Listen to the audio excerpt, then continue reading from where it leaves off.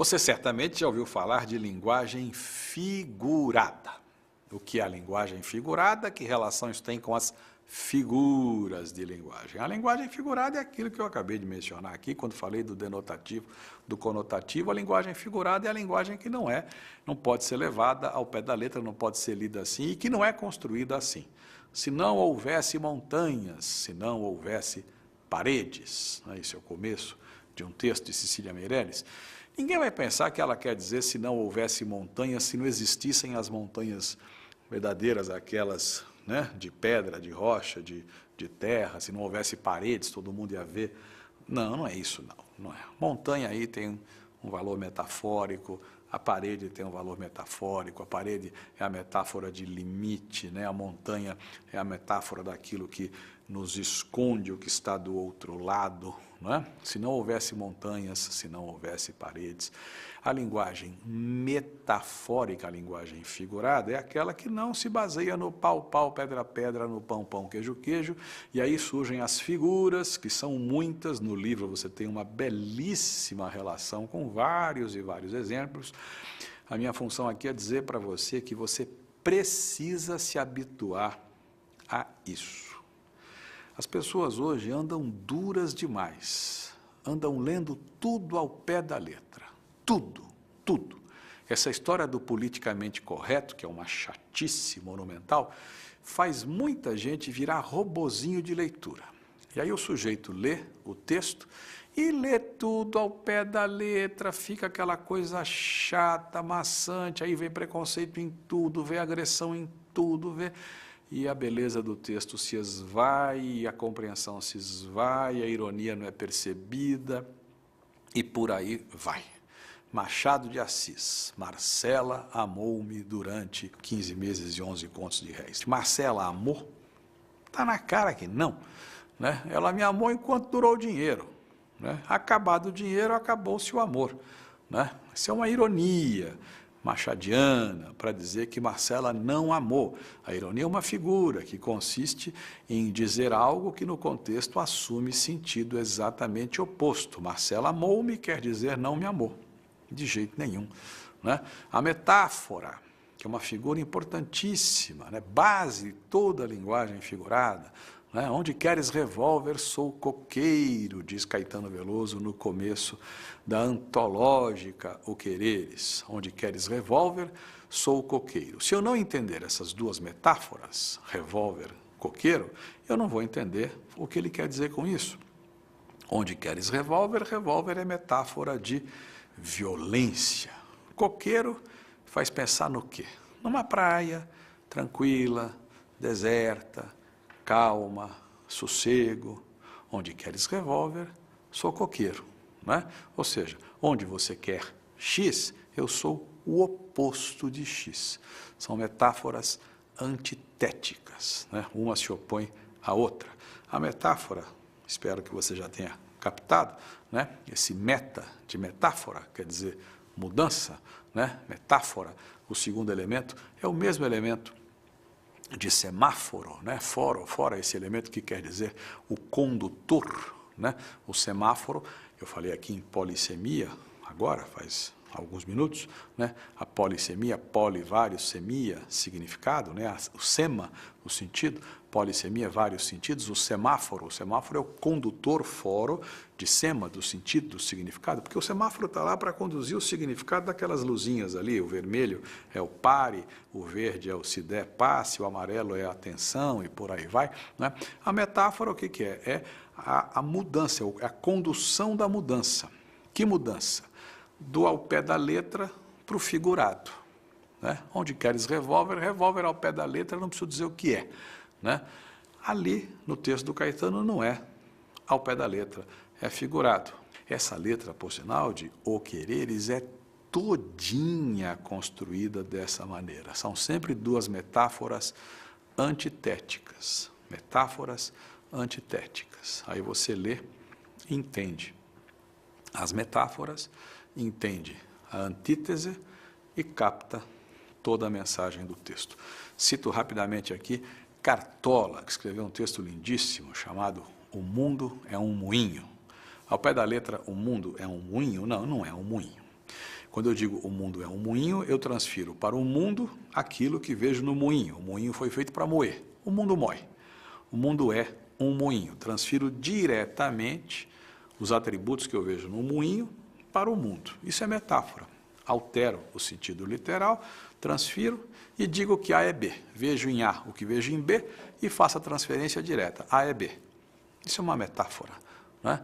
E aí o sentido você capta e percebe toda a grandeza do texto. Pois é, falei aqui em figuras, linguagem figurada. No livro você tem uma relação vastíssima, explicada e tal, com várias figuras, as figuras de linguagem, as figuras de pensamento, as figuras de sintaxe, as figuras de construção, em suma. É bom você ler e pegar direitinho tudo que está lá para você captar como isso funciona. Isso vai facilitar, sem dúvida nenhuma, a sua capacidade de entender um texto, sobretudo quando se trata de texto literário. O texto literário, não só, mas ele, na essência, vive muito dessa figuração, né? E aí muita gente tem uma dificuldade grande para ler texto literário porque não entende a linguagem, né? A linguagem literária, a linguagem figurada. É preciso levar em conta que, para o escritor, a palavra é não só um instrumento de comunicação, é também um instrumento de beleza, um instrumento estético, um instrumento sonoro. O escritor busca dizer a coisa da maneira mais tocante possível, de modo que, para o escritor, a forma é tão importante quanto o conteúdo. E aí, se eu não entendo essa linguagem toda, essa maneira de dizer, fica complicada a minha compreensão do texto. Às vezes, a coisa vai para a estrutura mesmo, para a ordem, para a maneira de redigir, né? Existe, por exemplo, uma figura chamada hipérbato, que consiste na inversão da ordem natural das palavras. O hino nacional é um exemplo clássico. Ouviram do Ipiranga as margens plácidas de um povo heróico brado retumbante, né? São 13 palavras, pode contar. Ouviram do Ipiranga as margens plácidas de um povo heróico brado retumbante.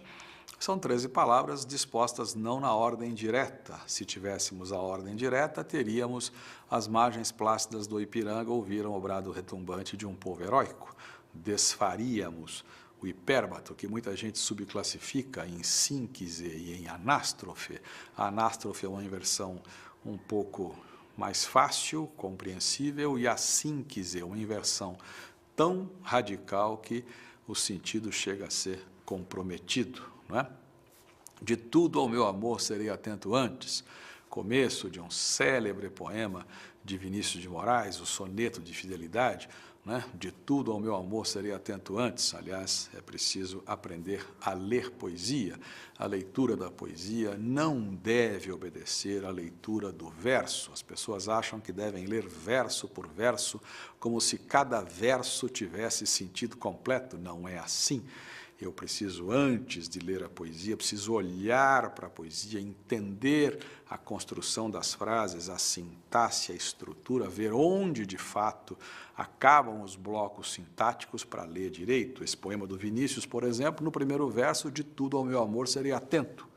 O segundo verso começa com antes, e muita gente lê parando no fim do primeiro verso. De tudo ao meu amor serei atento. Antes de contar os erros? Não, não é por aí. De tudo ao meu amor serei atento antes. Existe uma inversão. Esse antes está ligado à expressão de tudo. Antes de tudo, serei atento ao meu amor. Ordem direta. Serei atento ao meu amor antes de tudo. Fica fácil entender o texto agora, né? Como é que se chama o texto? Soneto de fidelidade. Nada mais justo que se diga num soneto de fidelidade, serei atento ao meu amor antes de tudo. A ordem não é a natural.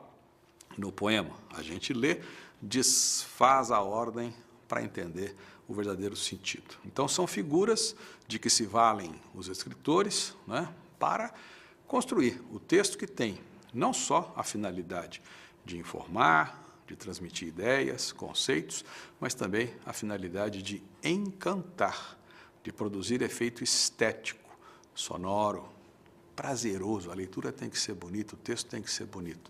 E o texto literário tem esse propósito. Pois então, o livro está aí. Você tem lá uma relação de muitas figuras. Leia, aproveite, aprenda. Lembre-se delas quando ler um poema, quando ler um texto literário, não é?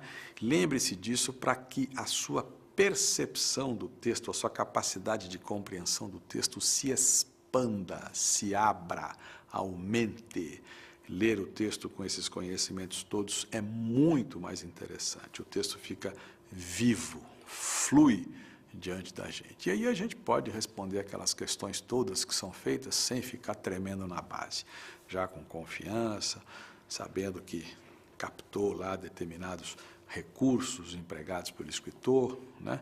E tudo fica mais fácil. Quando o texto é frio, o texto técnico, o texto dissertativo, o texto científico, aí vale mais o conhecimento sintático, propriamente dito, o vocabulário, é óbvio, porque nesse tipo de texto não há muita margem para essas manobras todas, de jeito nenhum. O texto científico é um texto ali, pau, pau, pedra, pedra, texto técnico, um texto filosófico, em suma, um texto jurídico, né? Aí entra em cena o vocabulário, a sintaxe e tudo mais, para cada caso um comportamento. E é importante ter todos esses instrumentos à mão para poder desdobrar, né?